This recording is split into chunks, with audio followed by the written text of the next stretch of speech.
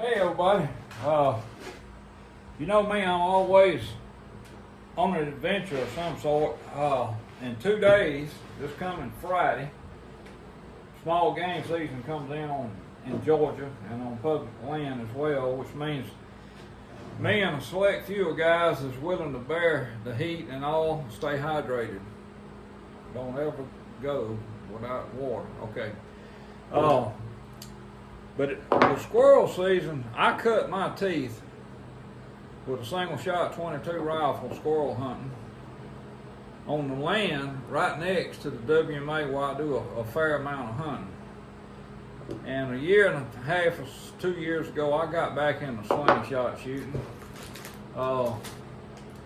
This was the beginning of it right here. There's a fork without bands. Here's a fork I made, the number 2, and the bands it's got. But I have since discovered something in this. You know, I like to get around and I like to play with stuff. This is actually too big. I mean, you can shoot it. My grandbabies like them. Matter of fact, they wanted their own, so they got their own. But these bands are sold in thickness, and these are real heavy bands right here. I mean, those bands right there are thump, buddy. So, as I was learning in this, I said, okay, I need to downsize that just a little bit in both the slingshot frame and the bands. And this is kind of what I come up with. This is a piece of leopard wood, if you would. And these bands are a good deal weaker than those. But now you can get on the internet and chase all this information, and it's pretty good stuff out there from what I see. Anyhow, learn how to hold it. Most folks want to hold it like that. Well, that's wrong. If you're going to be accurate, and I got me a little game going on. We're going to go outside. I'm going to show you. But I'm going to either be hunting with this one, or I'm going to hunt with what I call my stow bought. My wife bought them for me. And they're identical except for the handle. This is wood. We got a number 8 band on this, and on this one we have a number 7 band, and I even shortened it some. And the reason I shortened it some, I found out that if you take a real thick band and you draw it, I mean, it's like shooting a heavy bow. I mean, it's going to develop its own character. But I found out in these things, and this is shooting 5/16 steel ammo. And of course, I practice with clay ammo. But when you draw this thing, you come back and you gotta, and I come right to my anchor that I shoot a bow with. Matter of fact, I've shot so much that piece of skin right there is kind of tender. But you come back and you're keeping these bands directly under your eye, and this part of the slingshot frame, you want to keep it square to the target. And you can actually change the angle on that depending on how it feels when you come to anchor, how you grip put your ball in there. I grip like this, and I want the top of my thumb to hit anchor. And this, you see, it's directly under my eye. And then, of course, you let it rip. So anyhow, here's my game. I took a little can that I used to mix glue in here, and y'all excuse me, I'm gonna reach across you right here and get a sweat wiper. It's probably 98 today. Anyway, the little can that I mix glue with when I used to build so many bows, and I actually attached it to the side of a pecan tree out here, and I've taken my slingshots and I'm practicing. And what I'm doing, I'm mimicking. If you're a squirrel hunter, you know, most people squirrel hunt like this. Well, I like to catch them on the ground if I can. Now, this time of year when everything's still green, squirrel hunting can be tough. Because if they get up in the tree, I mean, that's it. Especially in the swamp where you got so many big trees that's got hollows or deep pockets on the limbs and all, like the big water oaks, big chestnut oaks, stuff like that. But anyway, it's a lot of fun. But normally what happens, if you can put what I call the creek sneak, and I'm talking about the Creek Indian Nation, the creek sneak of my ancestry on them squirrels, what they'll do, they run to a tree and hop up on that tree and look at you. And you got just a split second to do what you're gonna do with it.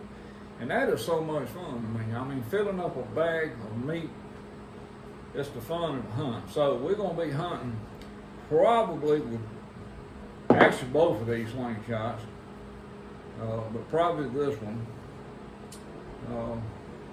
with the number 8 bands on it, shooting 5/16. Now I love this little homemade one. I love it. I mean, I shoot it pretty good. Matter of fact, I'll show you in just a minute. I got a 5-gallon bucket back in the back of the shop stuffed full of old rags, and I got a golf ball hanging down. And my shop here is 40 foot, so stand back there and shoot and consistently be on that golf ball. And the reason I chose the can and the golf ball is with these, if you're gonna hunt squirrels, rabbits will be a little different, but you got to think of the size of the head, and I especially with a squirrel. If a doggone squirrel was as big as a deer, it'd take a .375 H&H Magnum to kill him. They are tough now. I mean, I've shot squirrels way up in trees and actually hit them with an arrow and knock them off the limb, off the tree, and they fall 40, 50 foot down to the ground, hit the ground, and it's almost like a cartoon character. He spins off and yonder he goes, like he's just, you didn't touch him, you know. They're tough, okay? So you want to go for headshots, and that's the reason I put the small can out there. That's the reason I got the golf ball back here. And I'm working on finding my effective range in this, like how close do I need to be? And it's just like hunting with my bow. It ain't how far, you know, a lot of compound shooters with these newfangled high-dollar bows, you know, they got a mentality how far away I can be and hit the target, and us traditional guys don't do that. We're thinking in the mode of how close can I get and not miss. So there's two different philosophies in that. Same philosophy with the slingshot. Now, I'm excited. These are great. And they cheap. I mean, I highly recommend them to you if you want to get into this. But I like building my own stuff, and I'm going to go back and I'm going to build another one identical to this one, except this part here is going to be about 3/16 wider this way, and the same exact design from there down. I like the finger grips on these things. It just feels good, but I'm rambling around through my junk, and guess what I found? I found a deer ant in the back there that I got 3 sections that I can use to make the handle part of this. Matter of fact, if you look at this here, I got the width I want. Certainly got the width over here.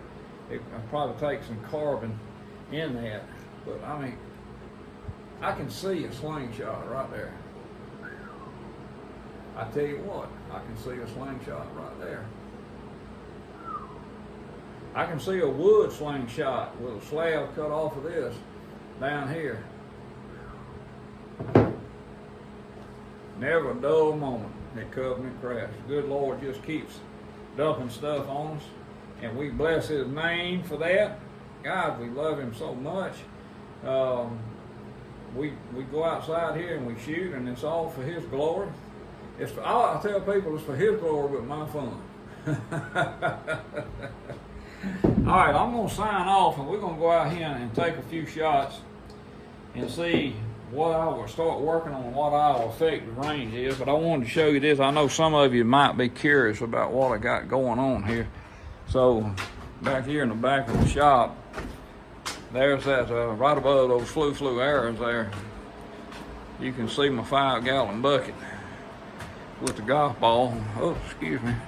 Little golf ball here. And when you're shooting steel ammo, well, there's a clay ball right there. I missed, I guess. You can go anyhow. You can go back and reclaim your ammo right there. That's sure is fun. It's kind of like shooting a bow. You go pick up your bullet and shoot it again. Amen. Let's go outside for a little while, Bluff.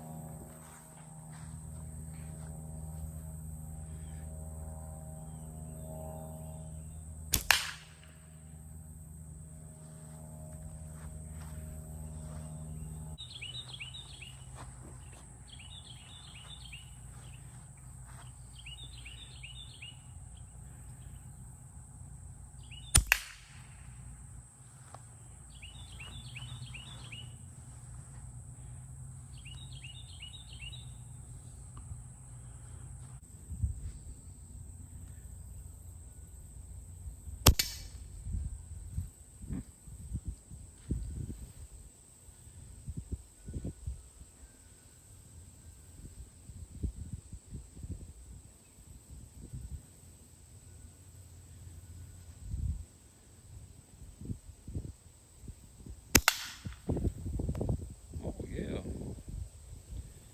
that was a hard hit. I think Mr. Tree Rat might start worrying.